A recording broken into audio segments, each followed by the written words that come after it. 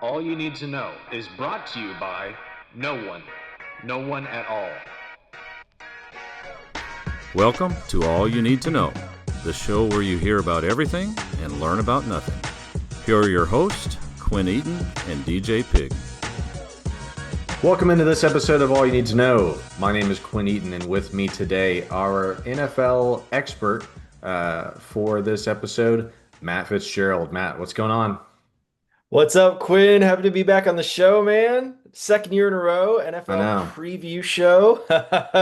Fired up, man. I see you got the Adam Thielen jersey back on, I reunited in do. Minnesota. I do, man. This will be on video as well. So if you're listening and you'd rather watch on YouTube, you can go over to YouTube and see my very old Minnesota Vikings Adam Thielen jersey that suddenly is very useful again because Adam is back in Minnesota. I'm a Minnesota Vikings homer. I'm going to try not to let that affect any of my opinions today, but I know you're also a big Bengals fan, so. We might just be talking a lot of Minnesota and Cincinnati football today. Don't get bored with us. Stay patient. Stay with us. We promise we're going to get to other things as well. But yes, I also have noticed that I have like maybe a nacho stain or something on my that Thielen jersey. It's been in the back of my closet for a while, so I'm going to have to get it washed and ready to go for this season. But yes, the NFL is back. We're putting this episode out right before the NFL season returns. I'm so excited. College football has been nice. It's been a good appetizer, but I myself am a big NFL fan. Anything NFL, I'm in on it. I don't know about you. I'm definitely the only reason I watch college football these days, to be honest, is the NFL draft. I'm just an absolute junkie when it comes to draft stuff. And yeah, and speaking of which, my shirt is a Joe Burrow Mm, smoking cigar. It might yep. be a discontinued Barstool Sports shirt, but I wore this on the NFL draft show back in 2023 when Yep. broke down the pick of Miles Murphy, which I was a little in real time about, and Hmm. turns out I was right. So, It's a great yeah, shirt. man. But hey, maybe this is the year. Wasn't the year last year, but we'll see. That's the great thing about the new NFL season before it gets going. It could be anyone's year. It's a clean slate, and it's really up to the football gods, right? If you believe in the football gods to see who brings home the Lombardi Trophy every year. And we did an episode like this last year, like you already mentioned. We did an ultimate NFL season preview and we broke things down. And it was a great episode, a popular episode.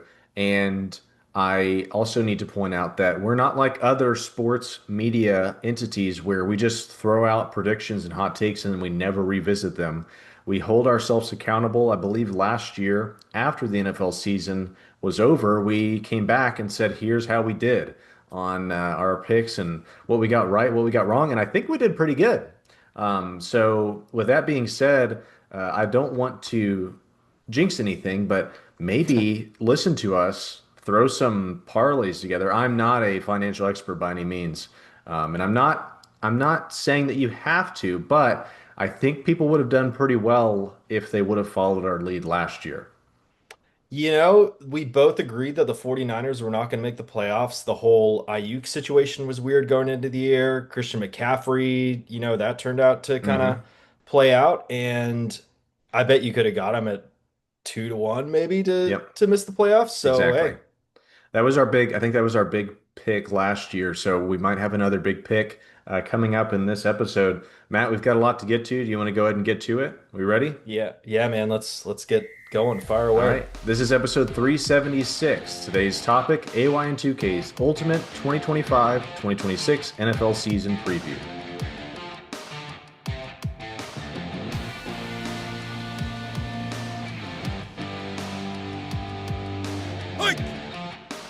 So if you listen to last year's episode, it's going to be much of the same. We're going to follow a very similar format, if not the exact same format. Hopefully, people aren't bored by that.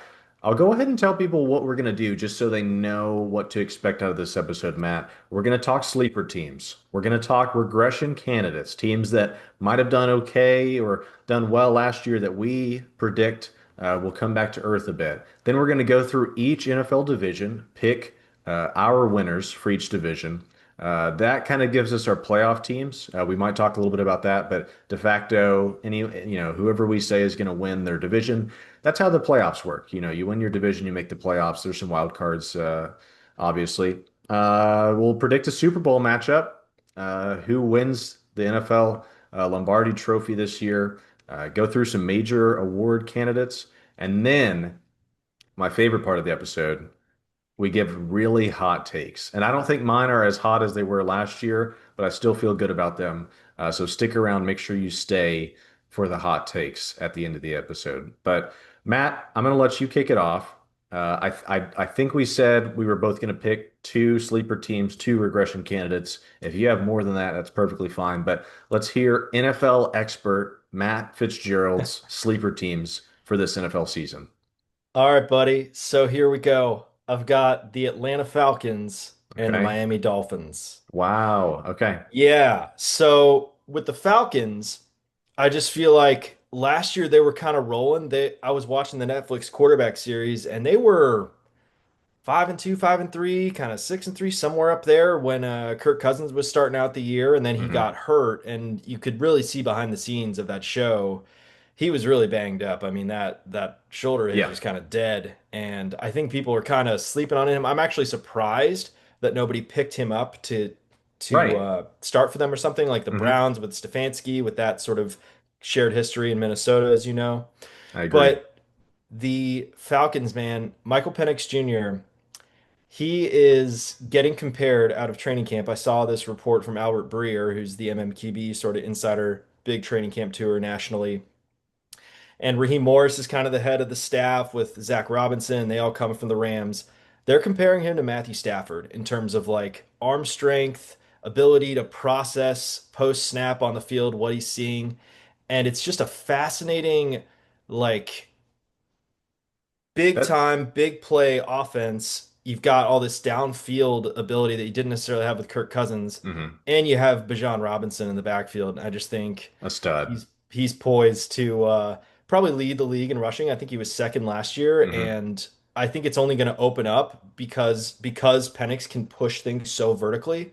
I think that's only going to open up more running lanes for Bijan, whether it's in the run game or Yeah. just the quick screen game, and then we'll see. I think Kyle Pitts got a little more out of his time with Penix. I Kyle remember the Pitts. Yeah. game-winning touchdown catch that he had on Hmm. that laser that Penix threw. And People Penix is are a little waiting. How many years have people been waiting though for the Kyle Pitts breakout years? Is this it? dude, so to be fair to him, he hasn't really had a good quarterback situation really the entire time he's been there. If you think back to like Marcus Mariota, there was a whole sizzle reel of him going around his rookie year. He Hmm. still had over 1,000 yards, but there were all these like downfield shots that I mean, he's open, he's gonna like score, and he's just Yep. missing them, and he's just putting his hands up like, what do I have to do? So I think if they get a little more creative with him, split him out wide a little more, and capitalize on just how massive he is and how great he is ball skills wise, Hmm. that could be huge. And then their defense, I just think I was a big James Pierce Jr. guy coming out of the draft. I'm not as bullish on Jalen Walker. They were a little over aggressive, I think, to get Pierce, even though I love him as a player. I thought wanted the Bengals to draft him over Shamar Stewart, although Shamar Hmm. looks pretty good. But yeah, and then my boy Jesse Bates back there, all pro caliber safety kind of quarterback in the secondary. And I don't know, I just think that that division's kind of weak. Yeah. And I think the NFC North's going to beat up themselves a little bit. And I think, yeah, I Somebody's got to really come like the through. Falcons for whatever. I just think Penix has so much upside. Hmm. And there's also the threat of him to run because he's like a 4'6", 40 guy, like not necessarily gonna juke you or whatever, but just like straight line speed. If you can keep the defense honest at all with any sort of like read option stuff with him and Bijan, like That'll be could be interesting pretty to see. dangerous, man. Yeah. Yeah. Yeah. And I think that's the like this is the first year. What's Penix going to look like at the helm? I think it's going to be cool to see the Atlanta Falcons and what they can do. Do you have another sleeper team or is that your main sleeper? That was kind of the main one, but Okay. yeah, also the Dolphins. And I was Yes, doubling yes, down on the yes. Dolphins last year, and didn't turn out to be right about that. But I'm just a big believer in Mike McDaniel. I think his like ability to lead men type of deal is overblown. Their offensive line has been terrible pretty much Tua's entire career, and they just traded up in the draft for Jonah Savaiinaea. Don't Hmm. know if I'm going to say that perfectly right, but the You guard out of said it better than Arizona. I could. Yeah. He's starting at left guard, and I was a little concerned them banking on James Daniels at right guard, but he is an absolute beast as like a run blocker and everything. And Yep. with that Dolphins run game, they really dropped off last season. That was a big part of why they weren't faring well, and obviously Tua getting hurt again. So I'm banking on Tua doing better to stay healthy. Like this is kind of his last shot, I think, to stay healthy. So I don't think he's going to put himself in harm's way like he did And last year. and speaking of last shots, I think this might be it for Mike McDaniel. If he starts to underperform even a little bit, I think that people are going to start calling for a new head coach in Miami. Even though, like you said, a lot of it's been come down to injuries, a lot of it's come down to just bad circumstances. But you can only get by on like, well, woe is me. And he's not a woe is me type of coach, but that does seem like the kind of message that's come out of Miami is like, oh, well, if we could just get everything together. You can only say that for so many seasons, I think. But I'm a Mike McDaniel fan as well. I would love to see them do well. But I might be undercutting your Dolphins sleeper here in just a little bit. But my sleeper teams, very quickly, because I don't have a lot of analysis like you do, and that's okay. I like the Patriots. I really like Mike Vrabel. I think that from what I've seen, there are still some concerns on defense. They were not a very good defensive team last year. The thing that I saw was that J.J. McCarthy apparently carved him up in a joint practice at some point in the preseason, but who knows what that's going to end up ultimately being. But they've got, I think, a solid team. Obviously, Drake May has a lot of experience at this point, and they had a 4-13 record last year. And that does like if you would have asked me if I didn't have this in front of me, I would have said like they went, close to 500. It just felt like that. Like it felt like the vibes were good. Obviously you get a coach in like Mike Vrabel. I think that he is enough on his own to kind of turn things around. And speaking of Mike Vrabel, his former employer, I'm in on the Titans. And I think Woo, I baby. think I think Cam Ward is a leader. I think he is incredibly underrated. He got a horrible Madden rating. I'm not a big Madden person, but I was like that low. I mean, he's the number one overall pick. This is again, these are sleeper teams, right? Right. And sometimes you pick a sleeper team because they barely missed out on the playoffs. I'm picking two teams that finished at the bottom of their division to make some noise in this upcoming season. The Titans went 3-14, so that's not good.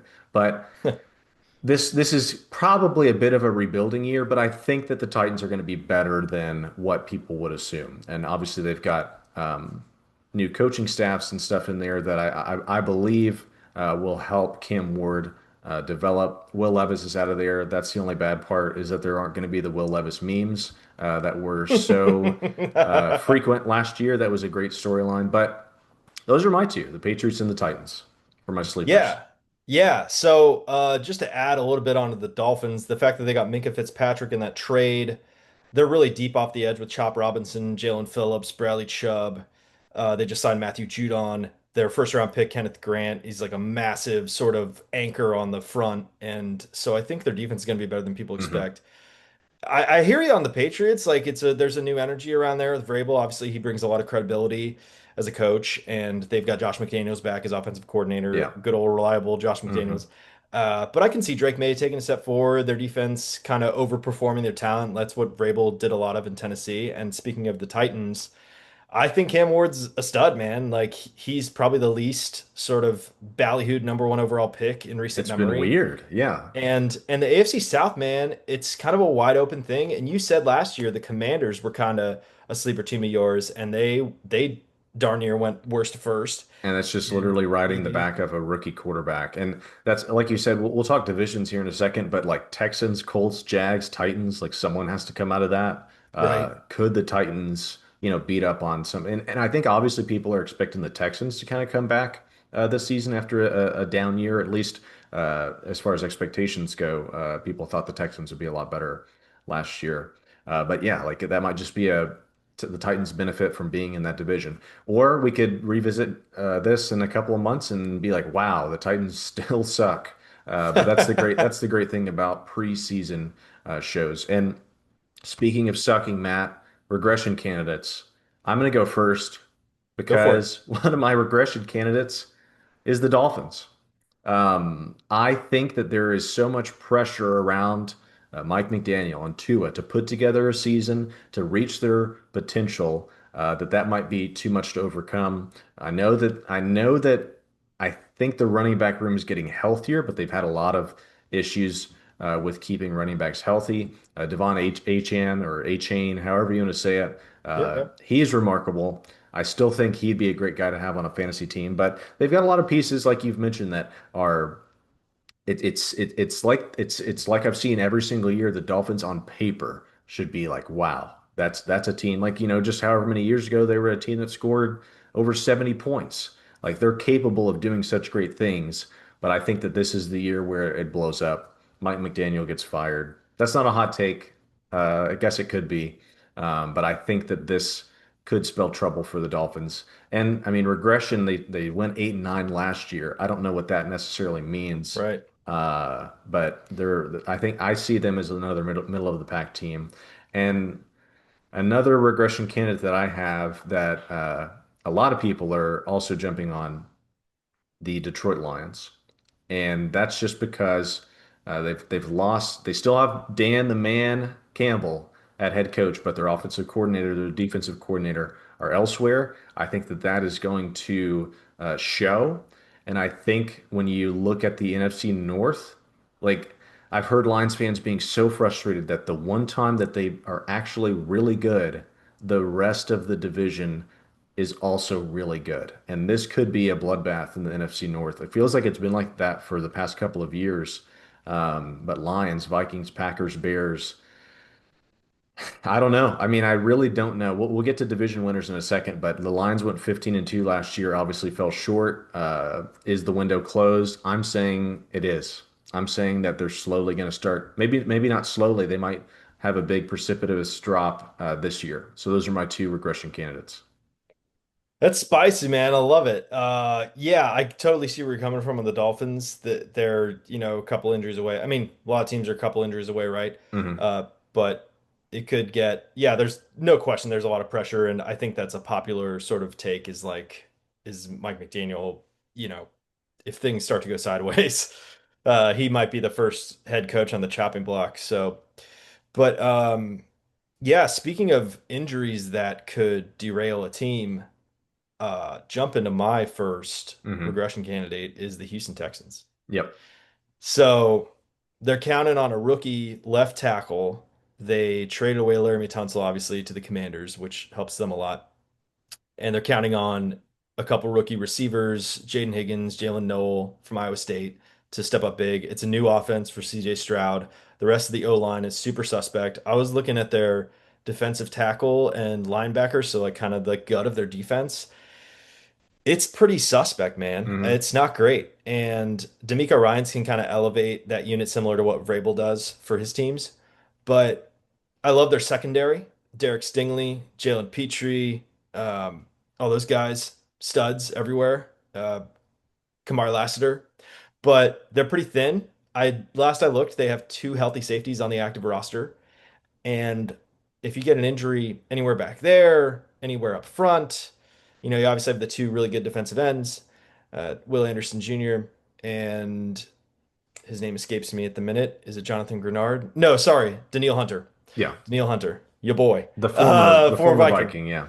So, and they're counting on Nick Chubb, I think, to be their starting As running of back right right now, now. yeah. Yep. Damian Pierce is forever in the doghouse for whatever I reason. don't He's really know. talented to me, Yeah. but I don't know what's going on. And then you got Tank Dell coming off the injury, and he's like 165 pounds soaking wet. So it's just there's so many kind of questions around that team. And like we were saying, the AFC South, that it just seems like it's kind of for the taking. The Texans Yep. kind of limped their way to a division win last year and then beat sort of a should we say, overachieving, overrated Chargers team in the playoffs, Hmm. and that's my second regression candidate, the Los Angeles Chargers. Wow. The injury to Rashawn Slater is huge. I think the Broncos are ascending. I think the Raiders are going to be better than people think. Hmm. And obviously, you've got the I Chiefs love there. I love the we might touch on this in a little bit, but I love the Raiders. I Oh, love dude, Geno Smith on the Raiders. I think it makes so much that's sense. go. Yep. Yeah. So I just think, and so I just started a new job at Fansided. I Hmm. am the Cincinnati Bengals writer, site expert, yada yada yada, specifically covering the Bengals, but one of the sort of main editors, Jason Reed, we were messaging back and forth after the Rashawn Slater injury, their left tackle after the season with the torn patellar tendon. Not sure if I mentioned that yet, Yeah. but he gave me a list. So the Chargers had the number one defense in the league last year. Some of the quarterbacks they faced. I got the list here: Bryce Young, Justin Fields, Jameis Winston, Minshew, O'Connell, Levis, Rattler Hayner, and the just shredded Kirk Cousins. Right. Shredded in a So, bad way, not like six pack shredded. Yeah. Just right. to be Although, who clear. knows, man? Kirk's got that little swag to him. Yeah. But yeah, so I just think the schedule's tougher, Hmm. the division's tougher, and the AFC is so stacked as it is that I think, I mean, as good as Jim Harbaugh has been his whole career, kind of defying the odds, winning immediately Hmm. wherever he goes, I think they're going to be kind of left out in the cold on the playoff picture this year. I could definitely see that. Because I've already drafted Justin Herbert as one of my fantasy quarterbacks. I hope that's not the case, but Yeah, maybe they can just have a really high-powered offense and they score a lot and lose because the defense is suspect. But good regression candidates. It's interesting, like you and I we don't go over our picks before the episode. right. And that time I had a regression candidate that you have as a sleeper. No overlap there. I'm expecting some overlap though as we move into division winners. And obviously there's just some teams that seem like they're built for it. They're going to win their division, and we can start with the AFC East. We'll go through the AFC and then go through the NFC. AFC East has the Bills, the Dolphins, the New York Jets, and the New England Patriots.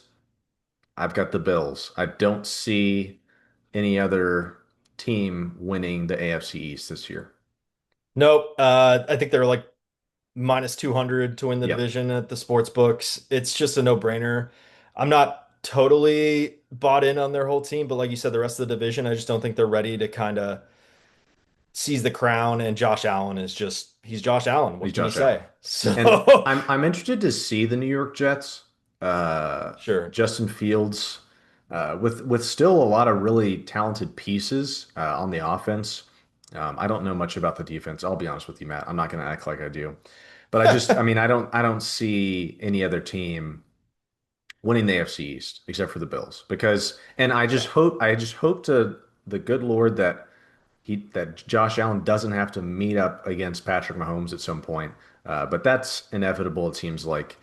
Josh Allen, I believe, if he was playing in any other era, would potentially be one of the greatest, most Super Bowl winningest quarterbacks we've ever seen. But it's the fact that he has to go through Arrowhead most of the time that screws him. But AFC North, Matt, who do you have for the AFC North? That's the Bengals, the Browns, the Ravens, and the Steelers. Oh, you know what I'm gonna say, bro. You know what I'm gonna I say. think I do. Hoo day, Yep. Bengals, man. Of course. This is the year. This is the year. They won it 2 years running, and Mhm. then they've had some issues. They've Some had some horrible defensive starts. issues. They've had some horrible starts. Joe Burrow's gotten hurt in 2023 for sure. And then last year, obviously, the defense completely let them down. And just speaking of the Netflix quarterback show, watching Burrow on that, I mean, dude, they are a handful of plays away from, or Yeah. 3 plays away, really, from being a 12-win team because they went 9-8. And No one wanted to see the Bengals at the end of last no, year. No one. and if you just think about the Ravens, like they've just been on top for so long, it's just I just feel like something's gonna break, and the Bengals really should have swept them last year. It was just those both those games came down to, you know, blown 2-point conversion at the end in Baltimore where Joe Burrow gets his face mask like twisted, Right. and then the offensive lineman gets illegal hands to face. They don't call it, of course, Yeah. and they You're had a not kick upset to about win. it or anything, but yeah, No, no, that no, not bitter at all. happened. And then they had a kick to win in overtime in Cincy, and Evan McPherson missed it. So as Mhm. long as he kind of returns to form, Joe Burrow should be better than ever, which is crazy to say after the year he had last year, leading the NFL in touchdown passes and passing yards. Uh, The running game should be more diversified. Their offensive line is upgraded with Dylan Fairchild and Dalton Risner at the guard spots probably, and a year two leap from Amarius Mims at right tackle, hopefully. Hmm. And yeah, I don't know. The defense didn't look good in the preseason, but it's just the preseason. I actually got to interview Logan Wilson Oh, cool. the other day, and the interview should be dropping tomorrow on all the social media channels. And yeah, he just basically said don't worry about it. And bear in mind, y'all, 5 game winning streak to close last season. Logan Wilson wasn't healthy for any of it, and he's Hmm. our second best defensive player besides Trey Hendrickson, Right. who is thankfully He's back. under contract Yeah. and playing. I don't like how they went about it, but hey, we got him for now, and that's good enough. He's in a Bengals uniform this season. That's all that matters. So I hate to break it to you, Matt. I've got the Ravens. I think it's going to be really tight, but coming down the stretch with the Ravens and the Bengals, I don't expect anything out of the Browns. I don't think anyone does.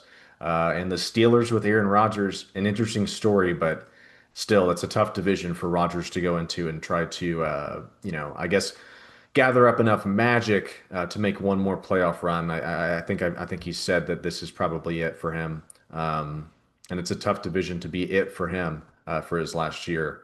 But I'm going to go with the Ravens, and more on that later. That's what I'll say. Sure. AFC South, you got the Colts, the Jaguars, the Texans, and the Titans. My pick, and this is, I mean, I don't know if it's a crazy one. I've got the Colts winning the AFC South. Woo! I don't believe in Daniel Jones necessarily, but I look at the Jags, I look at the Titans, and I look at the Texans, and it's like I feel like you could pick really any of those teams. Obviously, one of my sleeper teams was the Titans. One of your regression candidates was the Texans. Is that right? Or did I just make that Yeah, up? that's Okay. right. That's right. And then the Jaguars, it's like, I don't know. I mean, they could be good. They could be bad. That's how they've been the past couple of seasons. I'm just going to go with the Colts because I don't know who else to pick. No, fair enough. Maybe my long-awaited Anthony Richardson hype train is going to pay off once they bench DJ, and then Hmm. he finally puts it all together. I think it's still another year away Right. because of the lack of college starts and the lack of reps he's gotten in the pros from getting injured and everything. But my pick is the Jacksonville Jaguars. Wow. Okay, so they're going to turn it around. They're going to Duval. turn it around from a 4-13 season to win the division. Yeah, and I had to find, I mean, that's technically not a worst to first, but usually when it's a 4 and 13 team, it's worst to first. Hmm. And I just think Travis Hunter, man, the fact that he's going to be probably their number two receiver, you've already got Brian Thomas Jr. there. Yep. You're going to get something out of him on the defensive side of the ball. There's just a whole new like juice to that team, new coaching staff. And what Liam Cohen did for Baker Mayfield in Tampa, I think he's going to do for Trevor Lawrence in Jacksonville, just kind of a lot of the some of the stats and stuff flying around. I don't know them specifically off the top of my head, but it was a lot of like downfield throws, a lot of just not making life easy for Trevor Lawrence. I think Liam Cohen kind of reined Baker Mayfield in a little bit, like gave him a few more easy completions, scheming stuff open. And when you got Brian Thomas Jr. and Travis Hunter out there, you don't even necessarily have to scheme open those guys. Like defense are gonna have a hard time keying in on one of those dudes, Right. and they go three deep in the backfield right now with ETN, Bigsby, and the rookie Tootin. Yep. So you should have a running game, and the Bucks running game really took a big leap forward last year with Hmm. Cohen calling the offense, with Bucky Irving, the rookie, kind of breaking out. And yeah, the defense, man, like you've got Trayvon Walker and Josh Hines Allen on opposite edges. Yep.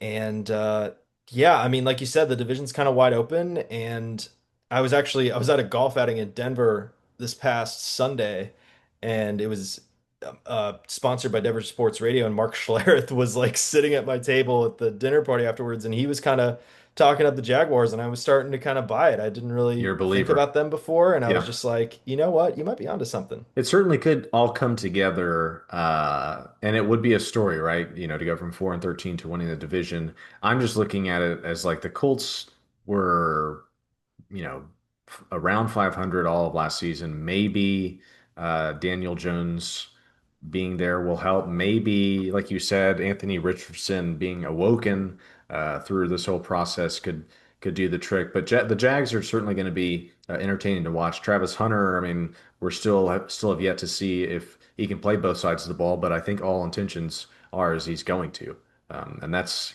wild to even think about. Um, Finishing up the AFC, we've got the AFC West. I don't know if we need to take a ton of time on this one, unless there's some controversy here. That's the Broncos, the Chargers, the Chiefs, and the Raiders. We've talked about how we like the Raiders. We've talked about how the Chargers could take a step back. I don't know if we said much about the Broncos yet, but obviously the Bo Nix train is chugging along, and a lot of people believe in them. But the Chiefs, in my mind, are still the Chiefs. I'm going to take a safe pick and just say that the Chiefs are going to win the AFC West. I'm in the same boat, man. Until they prove me otherwise, I'm not going Yep. to doubt them. Andy Reid, Patrick Mahomes, Spags, the defense. They've had a little bit of an issue extending Trent McDuffie, who I just love.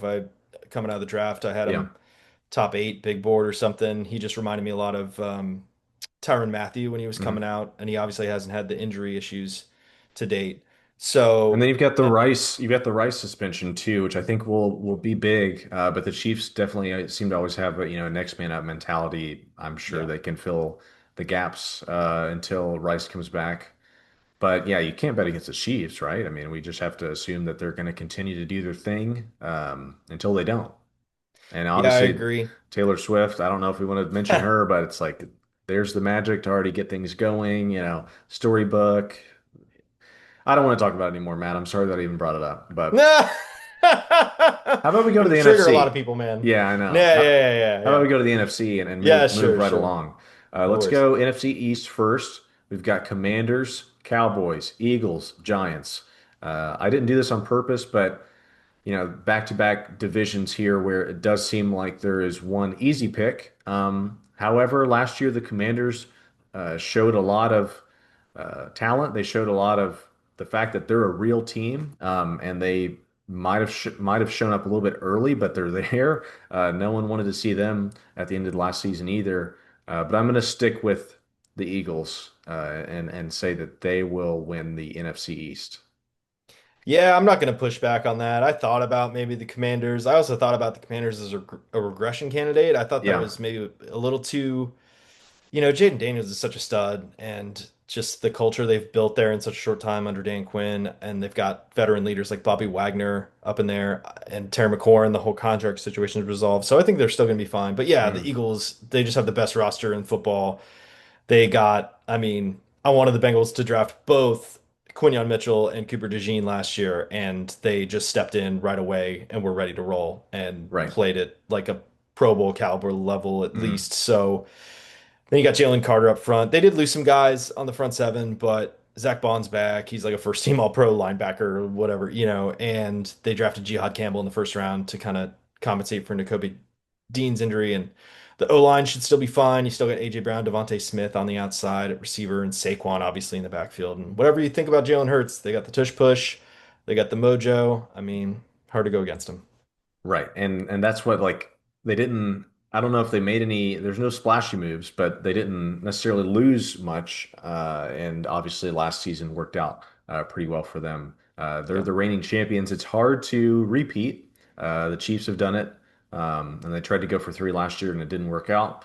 Could the Eagles end up back in the Super Bowl? I guess we'll discuss that here in just a bit. But let's move on to the division that has come up a lot in this conversation so far. That's the NFC North. You got the Bears, the Lions, the Packers, and the Vikings. I want to hear what you have to say first because I'm not proud of the team that I picked Oh, to win the division. Let's hear your pick for the NFC North.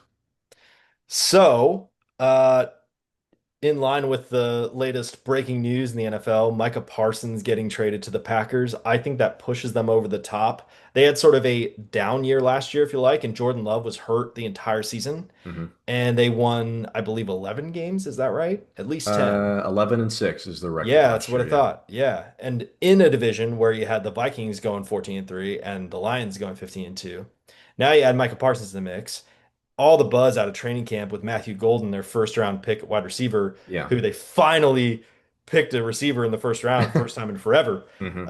He's got legit sub 4.3 speed. And I think he's kind of going to be the guy immediately who stands out because they have a bit of a crowded receiver room.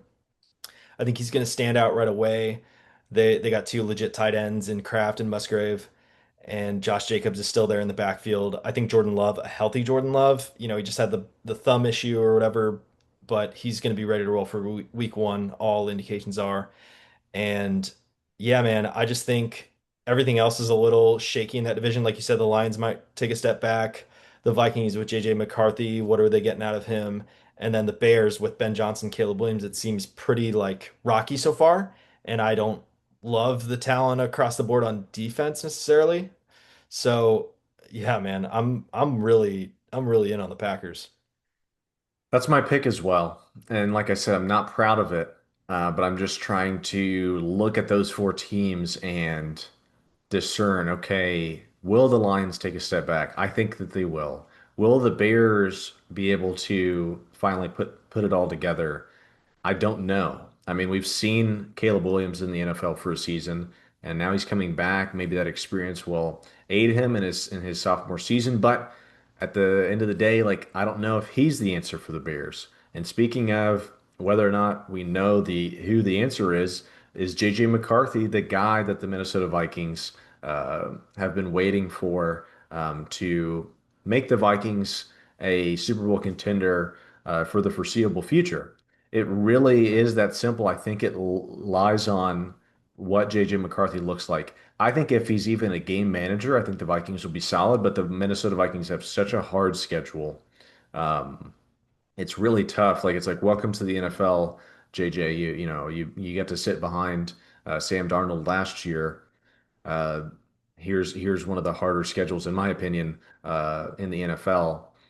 But at the same time, Kevin O'Connell, Brian Flores, I believe in those two coaches. I wouldn't be surprised if the Vikings surprised people again. They had such a great, unexpected season last year.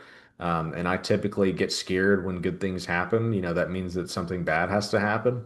And I don't know. I don't know what to expect out of the Vikings. My homer pick obviously would be like, yeah, Vikings, they're gonna be great. Um, they only have, I think, at the time of recording, four cornerbacks on the roster, a lot of safeties, but I think they're depending on them getting to the quarterback, the opposing team's quarterback, and they're like, you can put whoever you want out at corner. We're just going to be trying to tackle the quarterback before they even have a chance to look down the field. It's definitely a lot of question marks with the division, with I think especially Bears, Vikings, and obviously the Lions could come back and say, hey, we're still here. We lost an offensive coordinator, defensive coordinator. That doesn't matter. But I feel like, yeah, the safe pick is the Packers. And if I'm putting my heart over here and trying to pick with my head, I guess I'll roll with the Packers, even though I don't feel good about it. No, that's fair, man. I mean, yeah, to be fair, I'm actually a pretty big believer in JJ McCarthy. It's like you say, you don't really need to do much. The fact that they have Brian Flores as their defensive coordinator, I think can only help him as he develops. He's going to see more exotic looks in practice than just about anybody, and their defense is pretty loaded on the front seven, Yep. especially. And it does help to have like you still have Byron Murphy Jr. back there in the Hmm. secondary, and Harrison Smith. He's the ageless wonder at safety. So Yep. as long as those guys are out there, I feel good enough about what they can do. And You yeah, got man, Addis, you got Addison serving a suspension. He'll be right. back after 3 games though, and then obviously you made the move to get Thielen. You've got obviously Justin Jefferson, who I think has had like maybe a quad issue through the offseason, which concerns me a little bit. But I think everybody will be ready to rock and roll. And I love the backfield of Jordan Mason and Aaron Jones. I think that's a perfect guy to back up Aaron Jones with Jones's injury history. But I guess we'll have to check back in, right, and see how this all shook out because I think both of us are like, who knows what could happen in the NFC North. So moving on to the NFC South. So we just have the NFC South and the NFC West remaining now to pick division winners.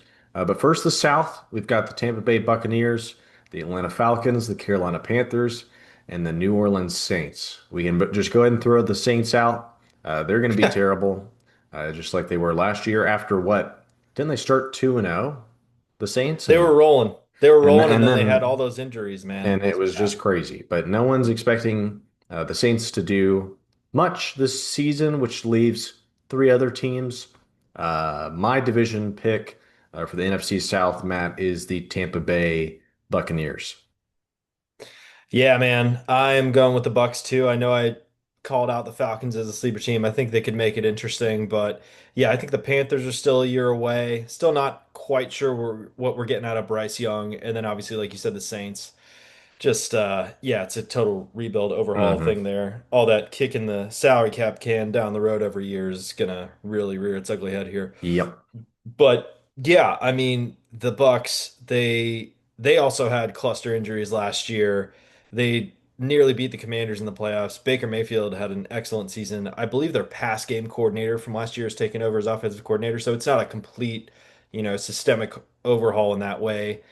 Tristan Wirfs, the left tackle, sounds like he might be out for the first little bit, although he was recently cleared via physical. So I don't know if that necessarily means he's going to play week one. And Chris Godwin got that as well, but I think he's still taking time to get back. But I don't know if I've ever heard as much training camp buzz about any receiver in my life as Emeka Ibuka, their first round pick. Hmm. And when they were picking him, it was like, oh, they have a surplus of receivers. But now all of a sudden, you still have the uncertainty about Godwin, and then you've got Mike Evans. Like he's not going to decline, I don't think, but he's still getting up there. And then Jalen McMillan had that neck injury just recently, their rookie receiver from last year. So all of a sudden, Emeka Ibuka is poised for a huge role. They've got Bucky Irving entering year two. Their O line is intact as far as I know. And like I said, the injuries last year really kind of hit him on defense, it felt like. And, Todd Bowles is always going to scheme it up, dial up some pressure. And yeah, that division is just, I don't know, there's just not a lot of juice in there unless Penix and the Falcons make some noise. But I love the Bucks too. And I don't think the Panthers will be bad. I just Right. don't think that they're going to be, vying to win the division. And I'm a Baker believer, and I think a lot of people are now. And so I think it's their division to lose in the NFC South. And finally, we get to the NFC West, the 49ers, the Cardinals, the Rams, and the Seahawks. I think this one will be a little bit of a toss-up. Like I predicted, both of us have agreed on a lot of division winners. Let's see what we're thinking here. Who are you seeing as the team to win the NFC West? So I'm going to go with the Seattle Seahawks. I think Okay. I might have done that last year, and I was gassing up Geno Smith. We talked about him a little bit earlier. We'll probably get to Hmm. some Raiders talk here in a minute. But your boy, Sam Darnold, is the quarterback.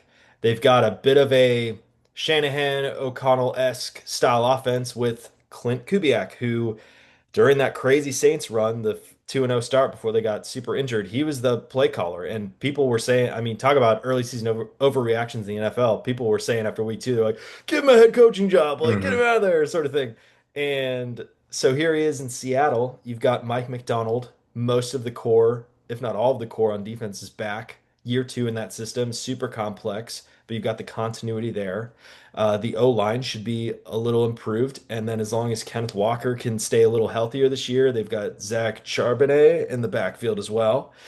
And I mean, I love Jackson Smith and Jigba coming out. I think he was my second rated prospect in that draft class, and he had over 100 catches last year. They got Cooper Cup and this rookie Torrey Horton. Speaking of rookies with big training camp have receivers, he Colorado State was a fifth round pick, and they cut Marquez Valdez-Scantling because he's Yeah. already like ready to roll. So really excited to see what he can do. And I don't know, as long as Sam Darnold can kind of put to bed those demons down the stretch last season. Yeah. I think, man, they're looking pretty good.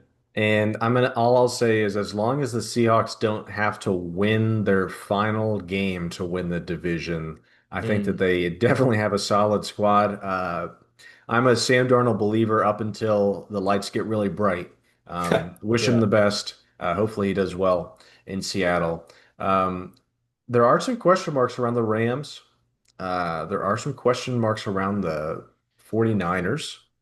Maybe not as many as with the Rams. Obviously, I don't know if you followed along with all you need to know, but we talked about the hashtag Matthew Stafford died weeks ago trend.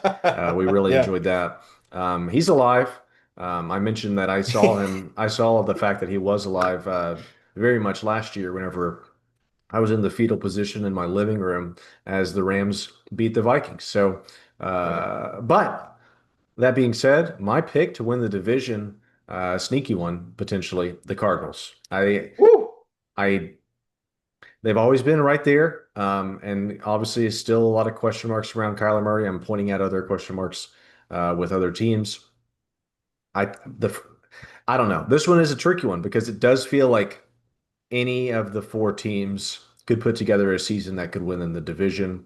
Uh, I just sometimes I listen to my gut, Matt. This past Yeah, weekend, I texted a buddy. I said my pick of the day for the Saturday college slate. I'm taking Florida State money line, and that was a pure gut pick. And so this is yet another pure gut nice. pick. I'm just going to go with the Arizona Cardinals for the NFC West. Do I feel good about it? No, but someone has to win that division, and it could be the Cardinals. And speaking of winning divisions, that often or that does lead to playoff berths. And so let's talk briefly some playoff teams. Obviously, we just rattled through division winners, so those teams we expect to make the playoffs.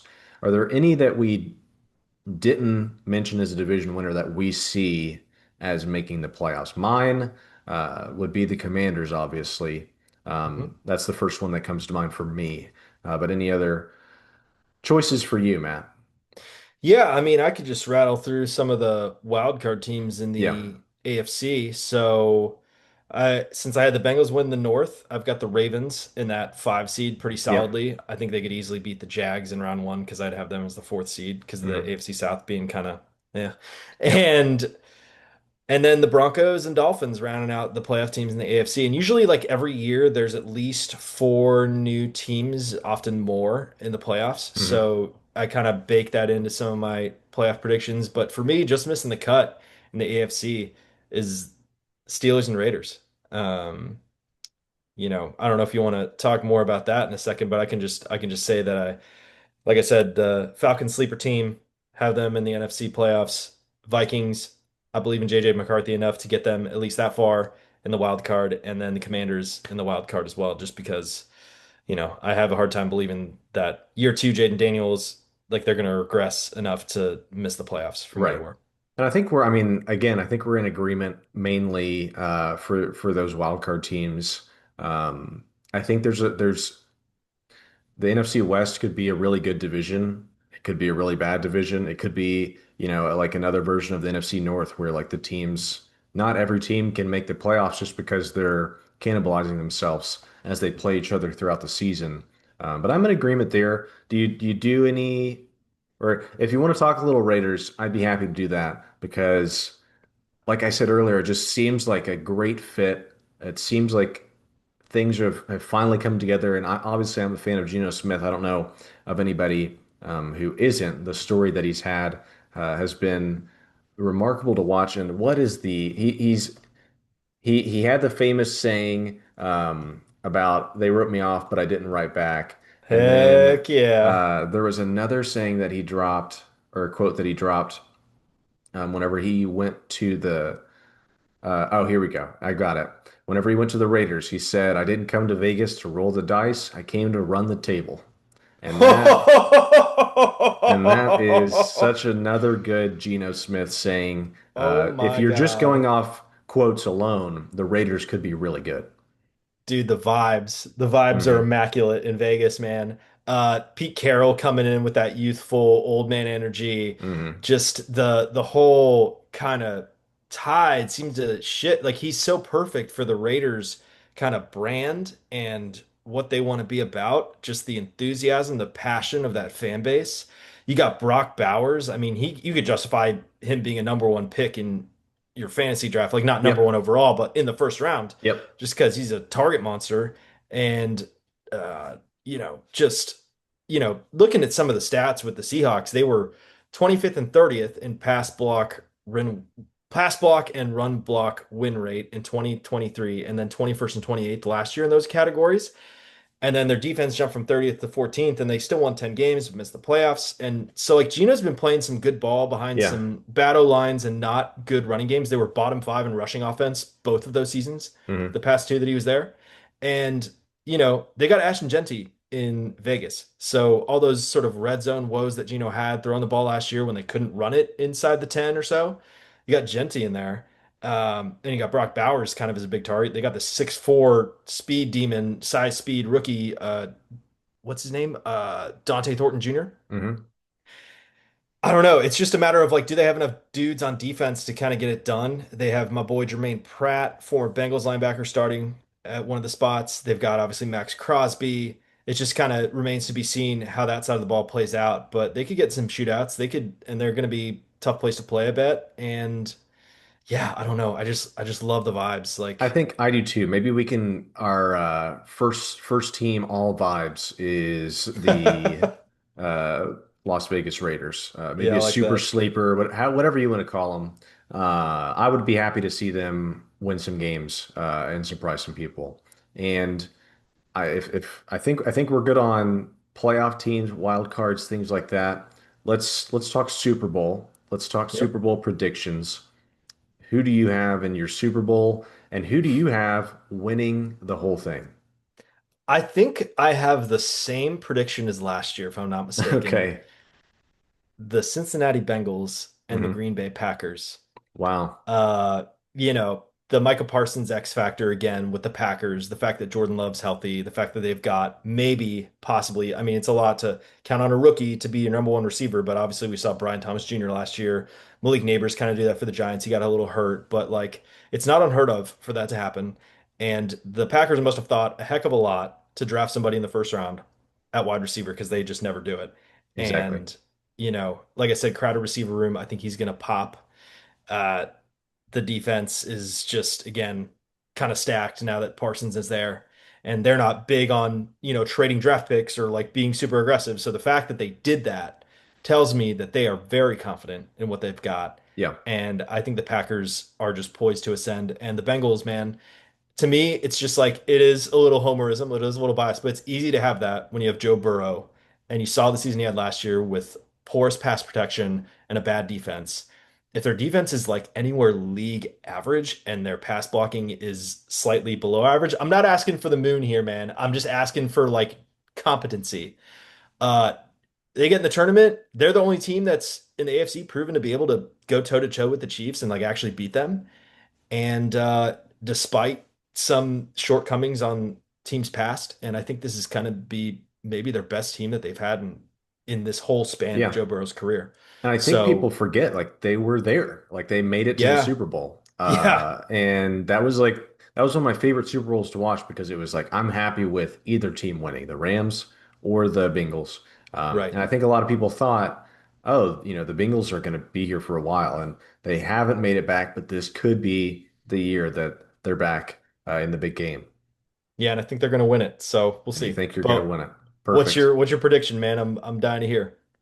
So to preface, there used to be an ongoing joke where my friends and I would pick a person to win the Masters every single year. And with no hesitation, all my friends knew that I was going to pick Sergio Garcia.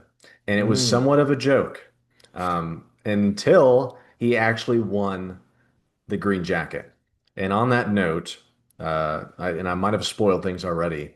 On the NFC side of things, I have the Commanders making it to Whew. the Super Bowl. I like them as a wild card team. If all things go as planned, I think that they could make it all the way to the Super Bowl. And really I'm just saying this because selfishly I want to see this matchup on the biggest stage of all time.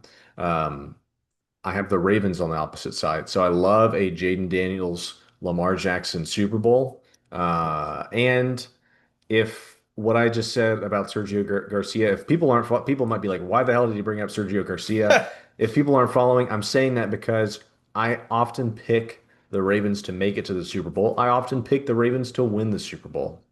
They haven't necessarily done anything to convince me that they can, but I'm just going to continue to blindly pick the Ravens to win the Super Bowl, mainly because as a former Louisville, or I am a Louisville fan, so as a former Louisville quarterback, I would love to see Lamar finally get uh, to that biggest stage and perform. That's the one thing that people say about him is, oh, he can't win the big games.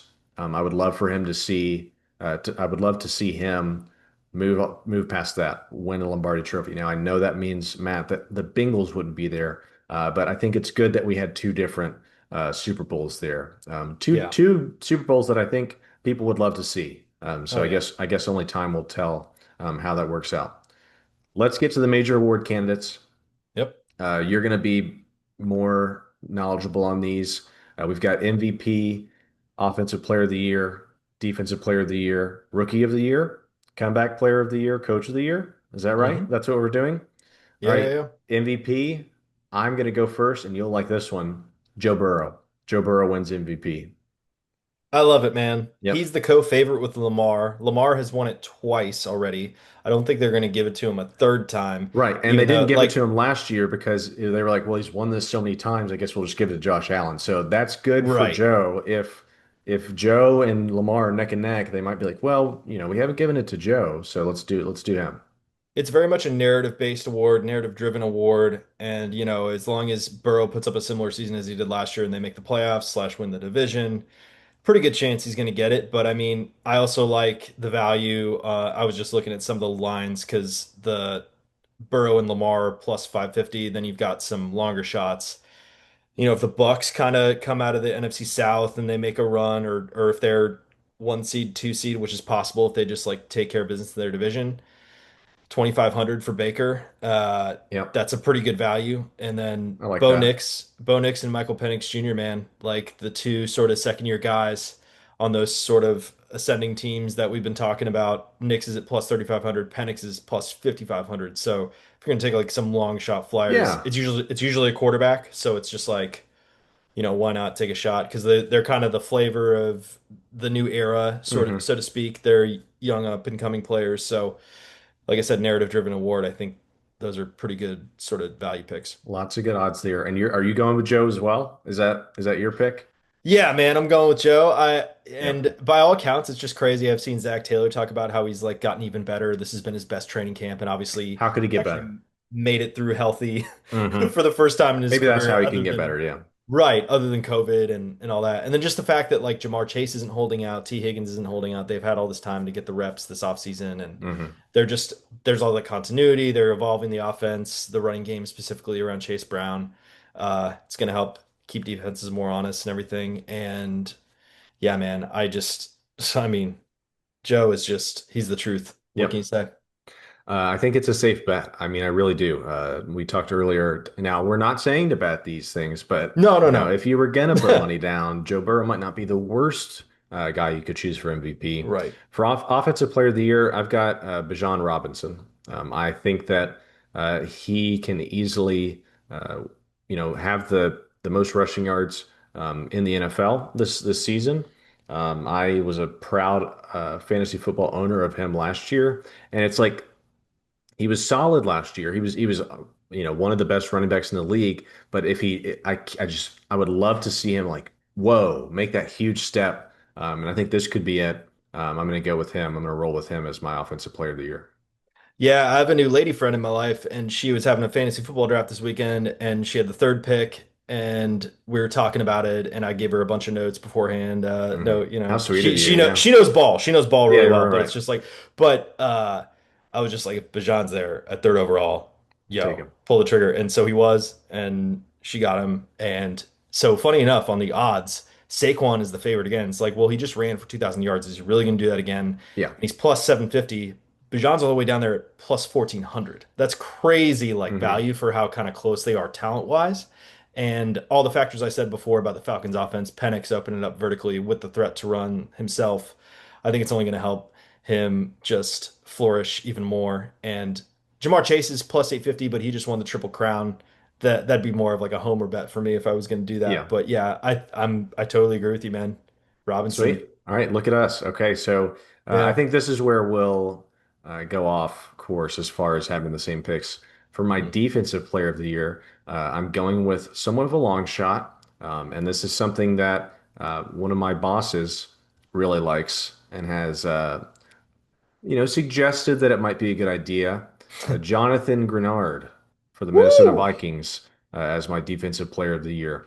He I think was like up there in sack. numbers last year. And I don't know the specifics, and I should have known the specifics. No worries. But the value, if we're talking value, I think he's got some long shot odds. But I'm telling you, he's a very undervalued defensive player. Could be a situation where, he's not maybe on everybody's radar, and he comes out of nowhere and does enough to win the award. And I think that the Minnesota Vikings are going to depend a lot on that defensive line. I don't think in no way, shape, or form am I expecting the Vikings to lock down a bunch of wide receivers, but I think they're going to win in the trenches, and one of those guys that's going to help them do that is Jonathan Grenard. Hey man, I think he's one of the most underrated players in the league. I mean, you could argue that's a homer take from your end, but I Sure. totally buy into it. It's He's probably, very I much mean, my under first the homer radar. take maybe of the episode, Yeah, if I'm yeah, not but it's not. mistaken. That's what I'm saying. It's not even a homer take. It's like a good, sensible like take. So yeah, I mean, I like him. It's really interesting because you got Andrew Van Ginkel on the opposite edge, and he's more of a Hmm. jack of all trades. He kind of drops in coverage a lot. He can do Love all these Gink. sorts Yeah. of different things. Love Gank, man. And the Dolphins are really sad to let him go for Yeah. however few millions of dollars they were squabbling over when he was in free agency. But yeah, I like Aiden Hutchinson. I picked him last year. I was feeling really good early in the season. Then he Right. broke his leg, man. Yep. So like to kind of double dip here, Hutchinson's one of the favorites at plus 750, and then he's the favorite for comeback player of the year at plus 275 with Dak Prescott, weirdly, which I don't really Hmm. buy or get, whatever. But I think he could very well like double dip and win both those awards. But you've also got Max Crosby at plus 1300. We're talking about the Raiders if they kind of ascend and exceed expectations like we're kind of talking about. He could be in the running. Jared Verse for the Rams, like we both kind of implied that they're not going to make the playoffs. We might have to get into that in the hot take section later. Yeah. But he had only 4.5 sacks last year, but he had so many cracks at it. He was just constantly in the backfield, and he could be a play. But I mentioned him earlier, and with the Jags in the AFC South, if they win, and Josh Hines Allen is plus 6,000 to win. If there was ever a long shot, like top flight sort of pass Hmm. rusher, it's Patrick Surtain won this award last year as a corner. It's pretty rare. I think the last one before him was Stephon Gilmore, but it's usually a pass rusher. And if he can start teeing off, uh, Trevin Walker's going to take some of his production on the opposite edge, but Josh Hines Allen, speaking of underrated players in the league, Yeah. uh, good long shot there. So we're both going for some underrated players in our defensive player of the year. Is that what I'm hearing? I think so. Yeah, How about absolutely. rookie of the year, Matt? Mm. Who do you think is going to win rookie of the year? Yeah, so on the offensive side, it's kind of hard to go against Ashton Genty. He's the favorite at plus 275 just because he's going to have the most opportunities. There could be a scenario where the Raiders, kind of are what a lot of people expect, the worst team in the division, which still could be pretty good. Hmm. But, so it's a matter of like, is he going to be able to run the ball enough? And are they going to be able to establish the run quickly enough to where they're not in shootouts and they're dropping back with Geno like 40 times a game to try to stay in it? But I also like Emeka Ibuka with the Bucks just because he's going to have opportunities coming out of the gate to be the wide receiver too. And I mean, honestly, with Evans he always seems like he's kind of half hobbling around out there with some sort of hamstring or something. So it could be a situation where Ibuka becomes the higher volume target and Evans is more the big play, sort of 50-50 ball downfield threat, but also Matthew Golden. So Ibuka's plus 1,800, Matthew Golden's plus 2,000. I mean, I've touched enough on Golden to kind of Hmm. explain the rationale there, but yeah, so those are kind of the main guys I'm looking at for offensive side. I'm going to say that last year, the rookie of the year race was, a little bit unpredictable before the season started, but then it became very clear that the best rookie in the league was Jaden Daniels for the Oh Washington yeah. Commanders. Since I have talked a little bit about the Titans already, I'm predicting a similar thing is going to happen with Cam Ward. I am taking Wow. him as my rookie of the year. And I think that the Titans have just struggled at the quarterback position for so long that if any person at the quarterback position wearing a Titans uniform just does anything that's not mediocre, I think people are going to notice. And so that might help Cam Ward's case to win Rookie of the Year. That's who I'm going Hmm. with. Comeback Player of the Year. Yeah. Another homer pick for me, JJ McCarthy. Ooh. Yeah. That's who I'm Is it a going with. comeback though? Is it a comeback? Because he didn't play last year, but he did get hurt. And It's there tough, and the comeback category is so confusing it now. is. Yeah. I don't know, but if he is eligible, I feel like that would be a pretty hard player to deny the comeback award if it does inquire or require injury or not. I don't know. Like we said, very much a gray area around the comeback player of the year award. But like a guy who got a preseason start last year, looked really good, and then has to have a season-ending surgery, sits on the bench behind Sam Darnold for the entire season, and then comes out. And I mean, if JJ McCarthy leads the Vikings to the playoffs with their schedule, is that enough for a comeback player of the year? Does he have to do more than just that? I don't know. There's going to be other people, obviously other players that are worthy of the award, but I've left all my homer picks here for the end, and so I'm gonna go with JJ. No, that's fine. I mean, I dig it, man. And I mean, really, if I remember correctly, it wasn't 100% clear before he got hurt who was going to start between him and Darnold. Yeah, And for Darnold to have the year that he did in a pretty tight quarterback competition and McCarthy being a rookie, I mean, that's kind of a big reason why I believe in him is just not only the surrounding circumstances are really good, but just the fact that like, he was kind of neck and neck with Darnold there. So, yep, um, and I did touch on it. I think Aiden Hutchinson is kind of a shoe-in for it if he just yeah. plays to his abilities and but yeah, no, JJ McCarthy, it's kind of a cool one. Um, Thank you, Matt. I appreciate it. yeah, I'm yeah, going for a yeah, lot of cool ones here. So I'm not going to get yeah. any of these right, except for maybe the first couple that I said. Nah, nah, you're good. Coach of the year, Matt. Mm. What do you think? Yes, yeah. So the favorites for this were Mike Vrabel at plus 600 and Ben Johnson at plus 700. All these odds from DraftKings. Uh, Ben Johnson, like, I mean, yeah, if he comes out of the NFC North and wins the division and shoots Caleb Williams' star to the stratosphere, like, sure, but I'm really not sold on that whole situation. Right. And the Patriots, I feel like, are a year away, and they'd really have to do something special to, I mean, at least make the playoffs, right? And the AFC is really loaded. We've talked at length about a lot of those teams. Hmm. So I was a little early on him last year, but I think Mike McDonald, the Seahawks coach, just I think the fact that he's a defensive guy, it's a lot of like offensive centric minds get a lot of the fanfare in the NFL these days, Yep. and I think it'd be a nice change up to see him do it. And then you've got Liam Cohen plus 1200 for the Jags, Sean Payton plus 1600 for the ascending Broncos, and then if the Packers do end up kind of the one seed in the NFC, which I think they very well could, LaFleur's plus 1600. And so I think those are all better values than the likes of Vrabel and Ben Johnson. And I was boring, and I just took Mike Vrabel just because I've talked about him already. I just the him not being a part of the Titans rebuild made no sense to me. Right. And so I think he's on a little bit of a revenge tour now. Like you said, they might be a year away. Can he do enough to, fire everybody up, rally the troops, and put together a season that's worthy of Coach of the Year? I think it's possible. Obviously, the odds makers also see that as a very likely scenario. So I'll be boring there and say Mike Vrabel, but I'm not going to be boring with the hot takes. Okay. I All think we right. both have three hot takes, Yeah. if I'm not mistaken. And Matt, just remember we have a hot take sounder that will play before every hot take, and we'll get through these pretty quick. We don't have to get into too much depth about these. These are just fun. These are just like throwaway potentially. This might happen. This might not happen. But let's do some hot takes. I'm gonna lay. I'll show you. I'll show you how to do it, Matt. You say my hot take, and then Hot take. sounder plays, right? Makes sense. Jackson Dart will be handed the keys, and that's not surprising, but I think he's going to be handed the keys within the first 3 weeks of the season.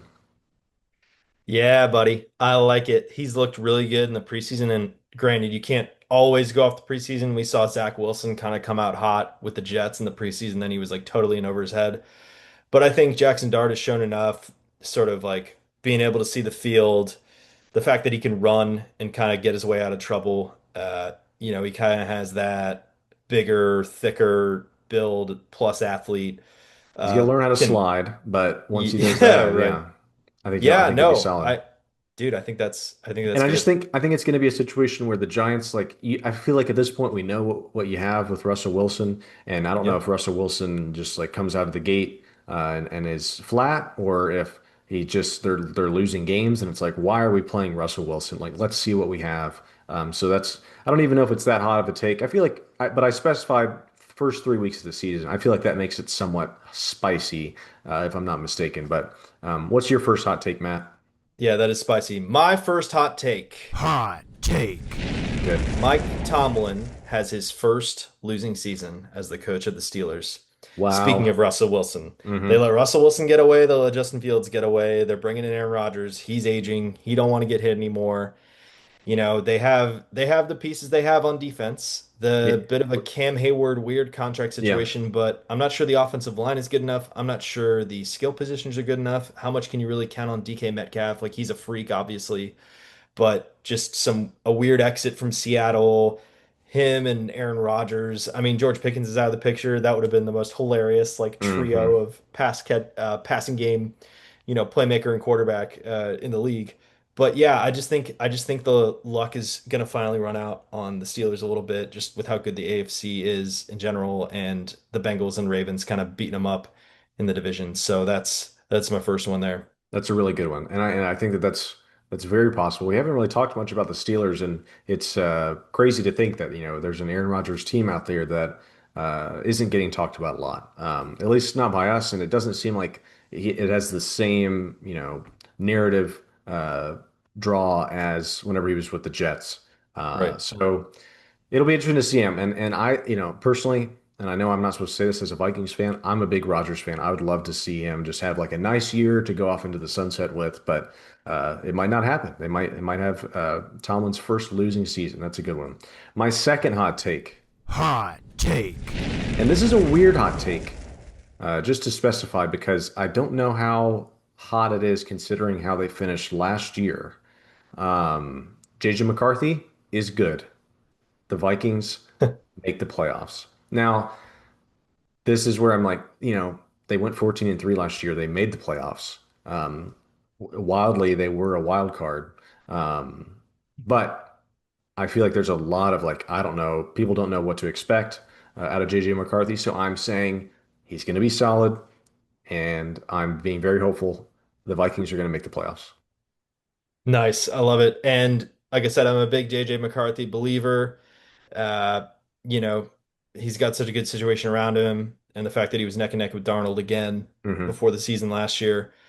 Yeah, I think people are kind of sleeping on him, and I think it is kind of a hot take just because I think people are assuming there's going to be this regression or whatever, and just because of the nature of that division, and Yeah, some people are more bullish on the Bears than others, so you never know. But yeah, I think that's good, man. your hot So take.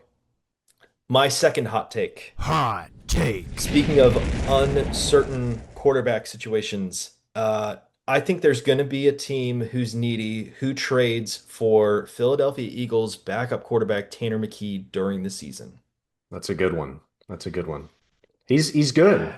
It was wild to see him in the preseason and be like, wow. I mean, that's just gonna have to sit behind Hurts for however long Hurts can play. I mean, it seems like Hurts is still very young. Yeah, and I just think their passing game might be better with him in the lineup just because I still feel like Jalen Hurts, despite how well he's played in the Super Bowl, all Hmm. the games before that, both those years, it's like, what are we getting out of him as a passer? Does he even like know what's up? Like when he's seeing the field, he has such good weapons around him. It's just it almost doesn't matter, and he can run. So and he's got the tush push. I'm Yep. not trying to like dump on Jalen Hurts. I know he played great in the Super Bowl. They won the Super Bowl, Yeah. etc. But Tanner McKee, pure passing, like big dude, huge arm, throws with anticipation, like super well. I think some team is going to be desperate. And with the quarterback class, with how bad Arch Manning got out the gate, I'm not writing him off yet by any means. But there's the thought that he's going to return to school anyway, just to get more starts in college, just because Yep. that's been the trend recently. Uh, and not many other guys blow me away coming out of the draft next year so far, other than Garrett Nussmeier from LSU. So That's a good there you one. go. And on in the similar vein, a quarterback going elsewhere to be a starter. My third hot take, Hot take. my most fun hot take, Jameis Winston will be starting somewhere in the league at some point during the season. Obviously, my first hot take was Jackson Dart kind of taking over for Russell Wilson. Jameis Winston is third on the depth chart there. This is me just like I love watching Jameis play. I love watching him chuck the ball down the field. It's honestly very unfortunate that he's not on the Saints. Like, might as well just let Jameis go down to New Orleans, and maybe that's the place that he ends up. Like, just send Jameis down to New Orleans and let him throw. However, when he's going to throw as many touchdowns as he's going to throw interceptions, but it's going to be fun. It's going to be a lot of fun. I want to see that happen. That's my third and final hot take. What's yours, Matt? Yeah, so my third and final hot take is pretty spicy. My third and final hot take, though. Hot take. So we kind of touched on the Rams a little bit, right? Hmm. And I think both of us, if I'm not mistaken, kind of have them missing the playoffs. And I can't really put a finger on why. It's similar to the 49ers last year. There's just some weird vibe going on. And there's a lot of uncertainty about Matthew Stafford and that back injury. I mean, I just saw Sean McVay announce today as if it was unclear that he's in line to start for week one. It's Hmm. just that makes me nervous. It is And weird. Stafford has taken beatings through his whole career, like all those years in Detroit. So what it is, the take is that Matthew Stafford retires after the Rams miss the playoffs. Wow. So he'd be what, 38, 37 Yeah, or he'd 38? be going 38 going into next season, and Yeah. they've had a bit of contract issues. I know there's technically another year on his deal, but they can probably figure out a way to get out of it or like settle with him well enough or do some sort of post June 1st cut situation. And I don't want this to happen because I love Matthew Stafford. I Hmm. love what the Rams are all about. I love Sean McVay. Like they've just built something so cool over there. And I just love how they go for it, trading all those picks. And the underrated part of that whole thing is like they've been so great at like hitting on some of those later draft picks to keep their roster like at a Right. decent level. I don't know. There's just something, I can't really put my finger on it. I just think there's some I can uncertainty see around it. Stafford. And I feel so bad because Devontae Adams, like if Stafford goes down, he's going to be stuck with Hmm. Jimmy G again, Yeah. Would throwing him be the ball so funny. with that Would old be would Netflix be show. Oh my would be God. hilarious. But listen, it sounds like the hashtag Matthew Stafford is dead. They got there just a little bit early because you're saying his career will end after the season. It could very well happen. The hot takes we might not check back in on as with a magnifying glass as we would with our other picks, but we will circle back after the NFL season to check in and see how we did with all these. I'm excited for the NFL season. Obviously, go Bengals, go Vikings. If you're listening, go whatever team you like. Football's back. That's all that matters. And Matt, thanks so much for being here to break down the NFL season. We're running out of time, so I Yep. would I would throw it over to you and say, let's do a closing statement. But I think we've said enough about football, and football can speak for itself, right, Matt? So Absolutely. on that note, my name is Quinn Eaton, I'm Matt Fitzgerald. and this has been All You Need to Know.